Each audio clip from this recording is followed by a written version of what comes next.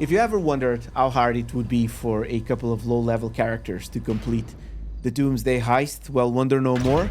For us today, we're going to be showing you that it's possible to complete these with 2 level 1 characters. That's right, no access to rocket launchers, which you're going to be able to pull out of your ass crack or something when you're a high-ranked player. No excessive use of sticky bombs unless it was strictly necessary for some of the missions. And you can do so with just a couple of service carbines or military rifles and whatnot. So it's doable, and we're going to be showing you guys here. Hello everyone, welcome to another video. Major Patolvina, it's going to be the level 1 for this video. Now, in case you guys never done this before, the Doomsday Heist, it's split into 3 acts, and each act has 3 preps and 3 setups for Act 1. Act 2 has 4 of those, and Act 3 has 5 of those. Now, the prep, it's done in open world, which you can do it in an invite-only session, and then the setup, it's going to be done in an instance. Now, just because you don't have a high-ranked character doesn't mean you get to play as a sloppy player. So you still have to bring your big plays, because for the most part you're gonna have to navigate like through helicopters, as you can see here, and then if you're a level 1, your flying skills are going to be all down the drain, and you need to be taking constant cover and hitting snacks and topping up that body armor. Now, if you want, I've shown you like a couple of funny bits there. If you want the kind of breakdown video where I just have all the funny bits and some of the conversations that I had back and forth with Trashy, there's another video in this channel. It's a shorter one, it's about 10 minutes, and I'm gonna link it in the description below, where you can see just the funny moments of the heist. This one is just more of an overview where I'm showing you pretty much all the places where we went and whatnot. But I also wanted to talk about this because I think it's a super interesting heist that you can do with another buddy of yours, and he does bring the best player in you. You do have to navigate through all different sorts of missions, and missions such as the ones that we're going to see in a bit, where you actually have to shoot and you have to take cover and you need to be witty about it. Now, one of the things that was probably one of the most interesting things with playing with Trashy was the fact that he was not used to play with a teammate. So it was only by halfway through Act 2 that I start getting a little bit of response from him. Now, what do I say about this is that some players are just not used to play with other players or to communicate constantly what's happening on their screen. So they're I don't know, maybe solo queue players that never really had like a teammate to talk things through. So it ends up being a bit tricky for them to actually concentrate and reply what's happening on their side of the stream. So it was interesting to have that journey with Trashy, because eventually he started getting a little bit more comfortable on a microphone and relaying back what's happening on that side, on his side of the stream. If you think about it, you kind of need a lot of this, especially for moments like this one, where you're going to need to flank someone or flank like a team, and you need to know where your partner is. Here I was taking point, so he's coming on my right hand side, and he was shooting in between reloads, and we're starting to team up a little bit for this bit, and he makes it super interesting gameplay. I really enjoy that. So Act 1 wasn't really too difficult. We stick most with service carbines and BDWs, but we had to improve a little bit the arsenal for the rest of the acts, because it becomes a little bit more tricky moving on from here. So I'm just showing here, like, we finished by level 9, and I think by the end of this we're going to be finishing around level 20-ish. There's some stats that I'm going to post at the very end as we're saying our goodbyes. Now, most of the missions, especially the preps, used to be done on an open world. So you can imagine how chaotic they would be and how difficult they would be because you had to balance other players around. But now we just did them all mostly on invite-only sessions, so we didn't have to deal with that. Missions such as this one that you're seeing now, when we go inside this warehouse, we have to split. It makes it a little bit easier if you split and you cover each other and you crossfire and then you focus your fire on yourself, for example. Not dying, but you focus the fire on one person and then you have the other one moving and doing the crossfire.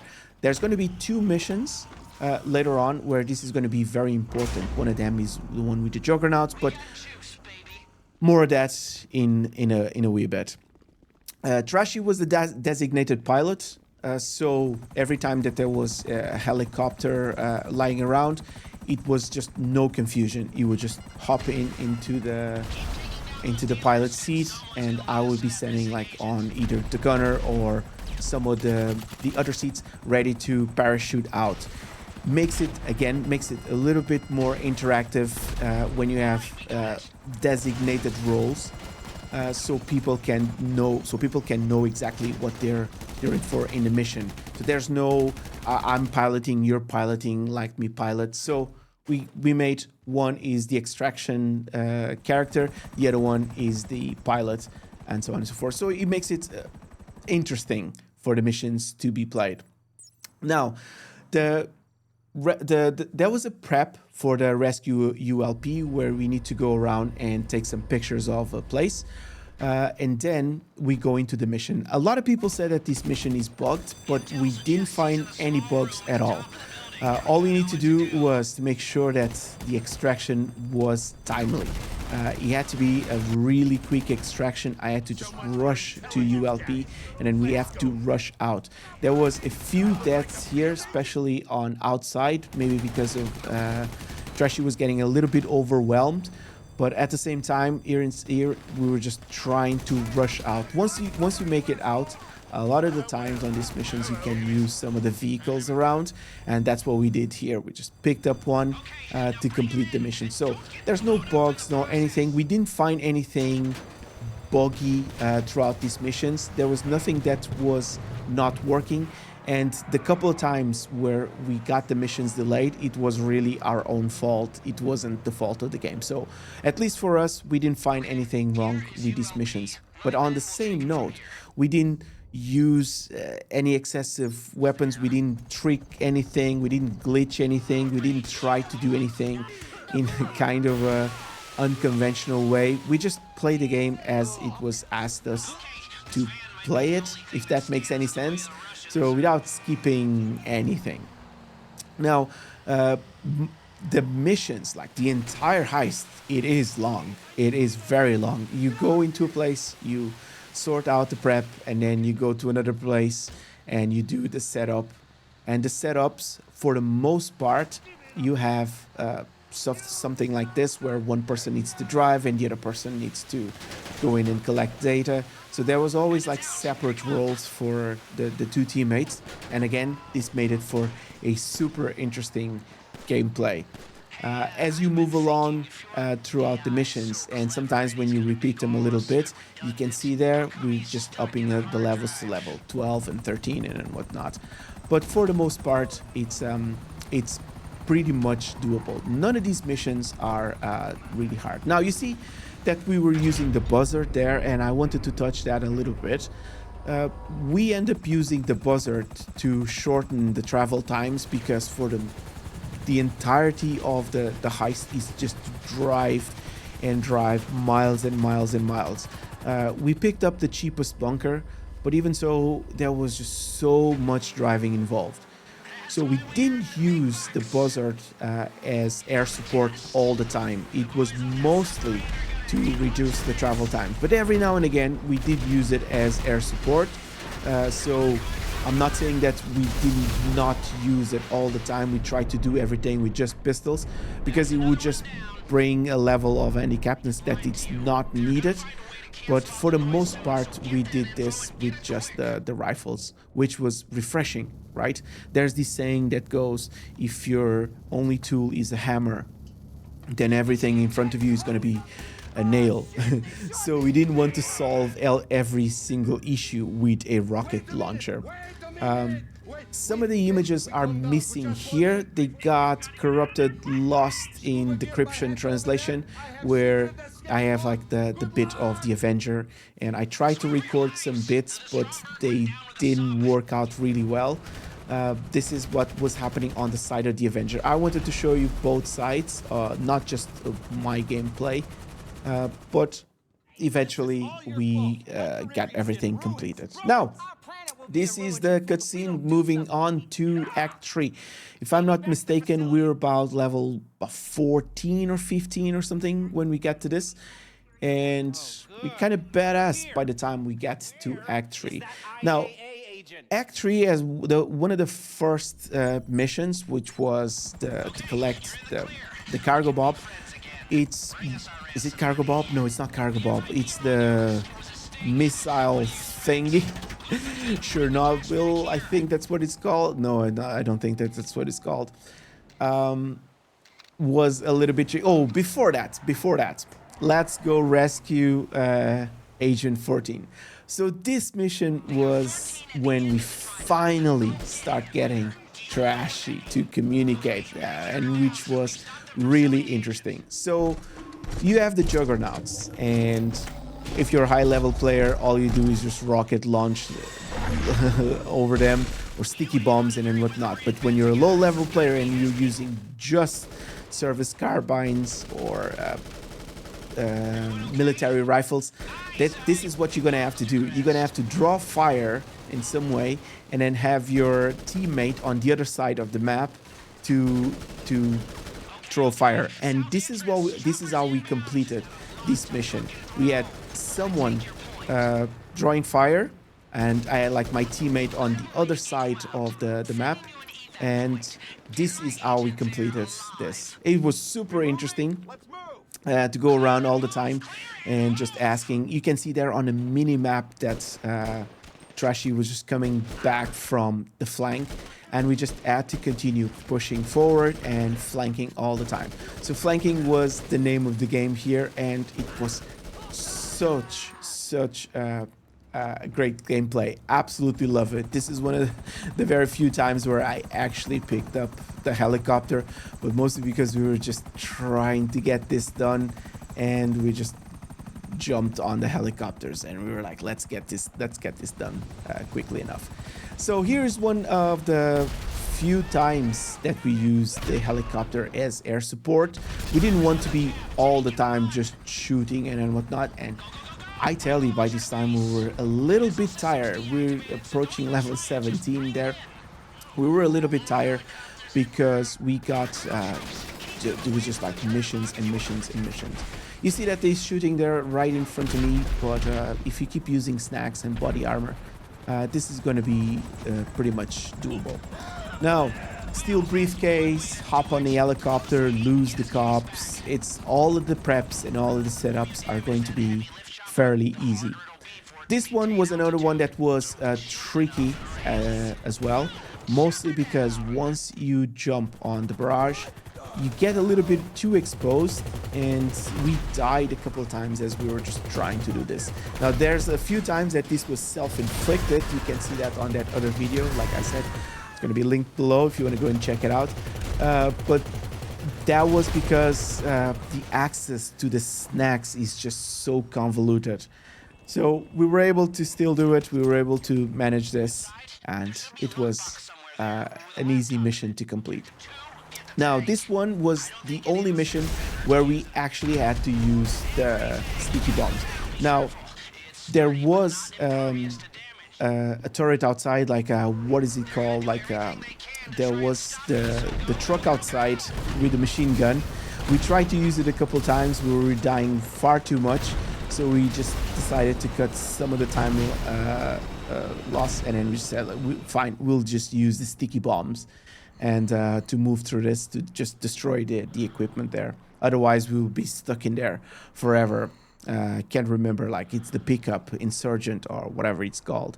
We could have used that, but we were not trying to prove that we could do this without using a single sticky bomb. Now this is probably one of the most boring missions we probably had. We're just driving around the VTOL and destroying the turrets. It's okay. It's not really that much in rails. It's doable. It's doable.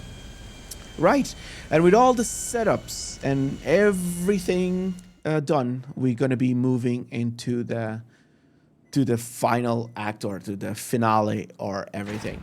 So we did stack up a lot on body armor, and we stack up on ammo. We didn't bring any sticky bombs and whatnot, but I brought a military rifle, and Trashy was using the heavy rifle, if I'm not mistaken. So we picked up the barrage, and even with the barrage, like at the end of it, you can still shoot the juggernauts. So you don't need the Kanjali. It makes it easier. I think we died a couple of times there. Makes it a little bit easier, but not nearly necessary. You have the Trashy there picking up some hiding for a wee bit as I did the cleanup. Now, as we start moving in, the first few tries were a little bit tricky because we still died a couple times until we find out our pattern of moving and trying to get the flanks correct. We used a couple of sticky bombs or grenades, I think, to destroy the cases. I forgot to check if you could just do it with ammo, but there was no point just like shooting endlessly, clip after clip, just to get them clear. Now, you make it to the first checkpoint, if I'm not mistaken, or second checkpoint, and now you need to go upstairs. Now, when you go upstairs, it's super easy again. You have one person hacking, which was myself, and then you have another person covering fire. So when you go upstairs, you just try to make your way to the nodes. You try to move as quickly as possible, and I believe that they always keep spawning, so they don't stop spawning. So you need to complete the nodes. Luckily, the first node, which is, I think that was one there, I think it was the trickiest one. So it only got easier from there. Here's Trashy running and missing some of the cover like completely. Keep using your snacks, keep using your body armor, and eventually once you clear all that, you get to the cannons. When you get to the cannons, it's game over for the game, because after this it's not that hard. You still have to push through the corridors. There's still a few people. I can't remember if there's juggernauts, but it's pretty much game over. Then there's the cutscene where Avon is trying to escape on his jetpacks. You hop into the jetpack yourself. I forgot to pull the landing gear on mine, so it was flying a little bit awkward. But then again, I was not the designated pilot on this one. Yeah, I forgot to raise the landing gear.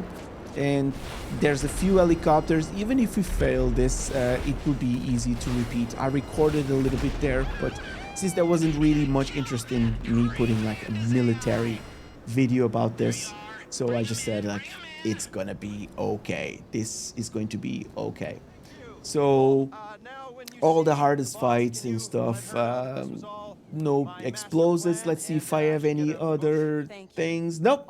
So the project was a grind, but it was a clean grind, real one. And it took a little bit of patience. And even though we started as two rookies, I think by the time we finished, it was a super, super great achievement for the two of us. So I'm going to pull up some stats here for you guys, if you guys are still around and you want to know about this. Stamina is still all the way halfway through. In shooting improved, strength and stealth. But look at this, just shy of 14 hours. I said 13 hours, so 14 hours to finish this.